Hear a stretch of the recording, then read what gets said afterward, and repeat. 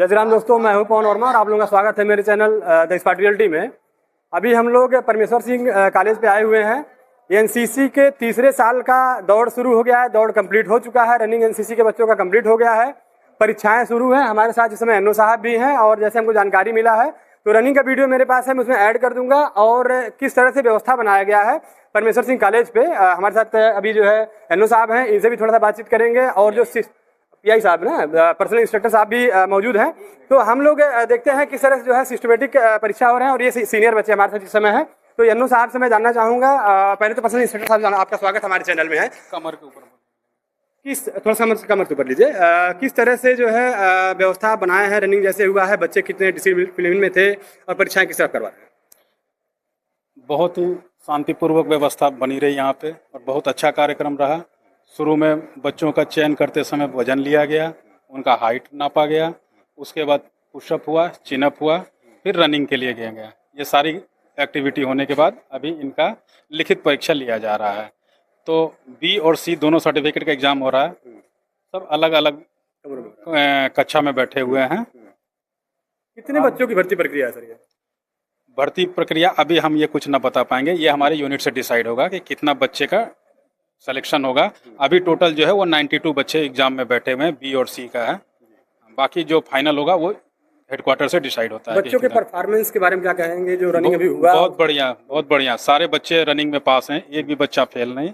बहुत ही एनओ साहब का धन्यवाद देंगे कि इन्होंने अपने बच्चे को बहुत ही एनसीसी के प्रति जागरूक किया है। चलिए, बहुत धन्यवाद साहब थे। और अभी एनओ साहब हमारे साथ में हैं। एनओ साहब जरा थोड़ा सा डिटेल बताइए, किस तरह की ये भर्ती प्रक्रिया है, परीक्षाएं कैसे होती हैं और किस तरह से आप रनिंग करवाते हैं, उसमें क्या रिजल्ट आता है, कैसा प्रभाव बच्चों का रहता है? जैसा कि आपने पीआई साहब से जान ही लिया है कि पहले लंबाई नापी गई है, लंबाई के बाद वजन नापा गया है, लंबाई के हिसाब से वजन होता है और उसके बाद एज भी। कितना लंबाई होना चाहिए सर कम से कम? लड़कों का कम से कम 1.68 होना चाहिए, लड़कियों का 1.65। वजन क्या कैसे माप रहता है? 45 kg कम से कम लड़कियों का होना चाहिए, लड़कों का मतलब 55 से ऊपर होना चाहिए। तो मतलब ये सारी चीज़ें हैं। और उसके बाद चिनअप हुआ है, पुशअप हुआ है, फिर रनिंग हुआ है। रनिंग लगभग लड़कों का 1600 मीटर था, लड़कियों का 1000 मीटर का रनिंग हुआ है।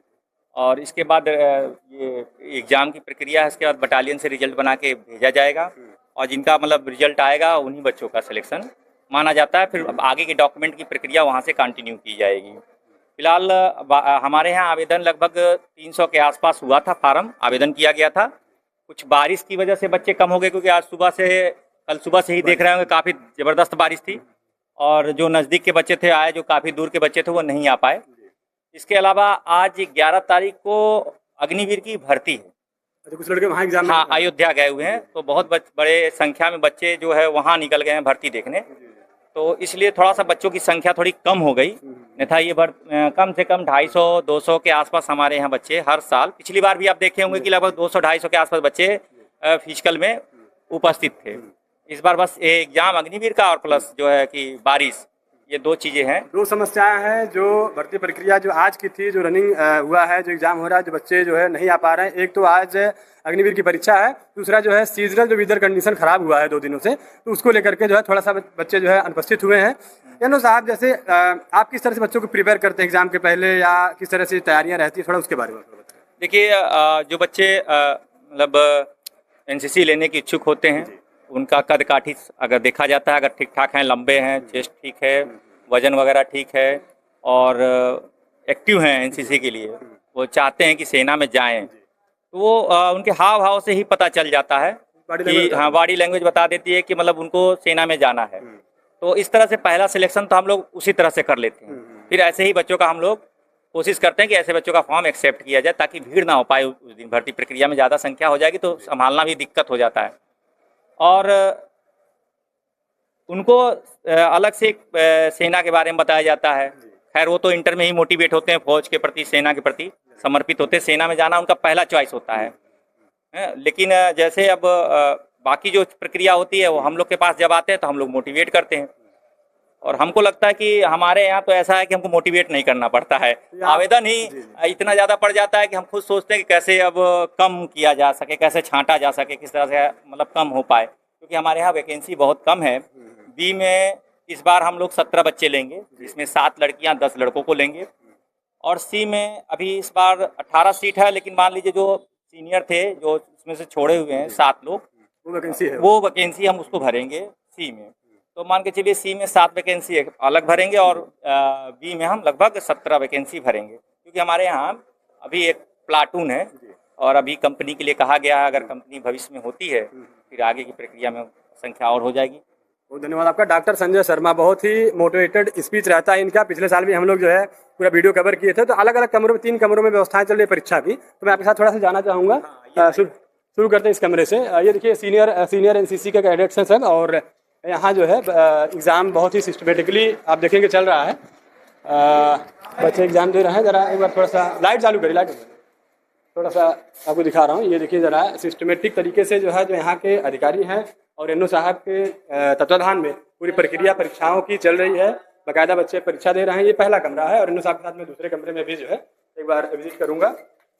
तो प्रक्रिया जो परीक्षा का है और जो रनिंग का है, इसमें मतलब बहुत धांधली भी नहीं है और बहुत सिस्टमेटिक तरीके से सारी व्यवस्थाओं को जो है समाप्त किया जाता है। ये देखिए सारे बच्चे सिस्टमेटिक तरीके से परीक्षा दे रहे हैं और कहीं किसी प्रकार का सोर्स नहीं है, कहीं किसी प्रकार का कोई हड़बड़ी नहीं है।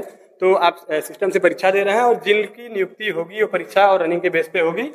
तीसरे कमरे में हम लोग चलेंगे एनओ साहब के साथ में।